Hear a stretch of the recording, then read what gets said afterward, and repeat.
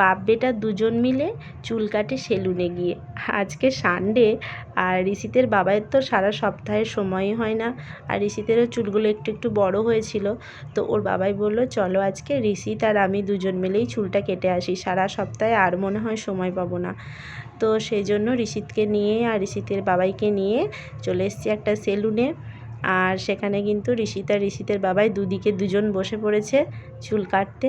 আর ঋষিত তো পাশের চেয়ারে বাবাইকে দেখে খুবই হাসতে শুরু করেছে, বলছে বাবাই তোমাকে কীরকম নতুন নতুন লোক লাগছে।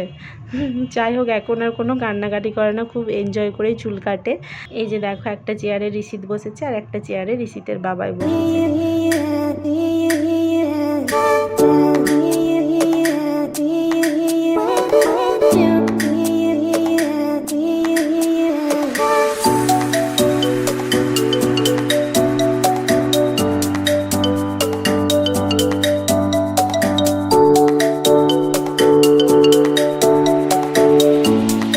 সামনেই একটা কনফেকশনারি দোকান। তো এখান থেকে কিন্তু চুল কাটার আগেই একটা করে আইসক্রিম খাওয়া হয়ে গেছে ঋষিতের আর আমার। তো আমি বললাম যে এখন লাইনে আছে দুজন, তো একটু দেরি হবে। তো ওর বাবাই বললো তাহলে চুল কেটে নিয়ে আইসক্রিম খাবে। আমি বললাম যে না, চুল কেটে তখন হাত পা নোংরা হয়ে যাবে, আইসক্রিমটা এখনই খেয়ে নেব। তো চুল কাটার আগেই ঋষিত আর আমি কিন্তু একটা করে আইসক্রিম খেয়ে নিয়েছি।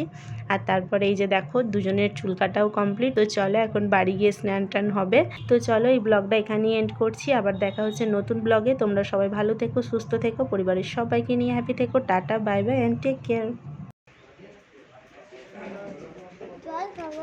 বাড়ি যাচ্ছি।